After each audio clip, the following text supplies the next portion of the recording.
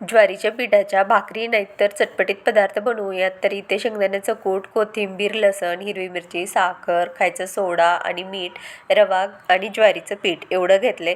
आता मिक्सरच्या भांड्यामध्ये शेंगदाणे, कोथिंबीर, हिरवी मिरची, साखर, लसण टाकून याच्यामध्ये थोडंसं पाणी टाकायचं आणि बारीक याचे दळून घ्यायचं, म्हणजे आपली शेंगदाण्याची चटणी बनवायची. आता एका टोपल्यामध्ये थोडासा रवा, ज्वारीचं पीठ, खायचा सोडा, मीठ आणि दही टाकून मिक्स करून घ्यायचं. जसं आपण डोशाचं पीठ तयार करतो तशा प्रकारे त्याला आपल्याला घट्टसर तयार करायचं. खूप जास्त पातळ नाही बनवायचं.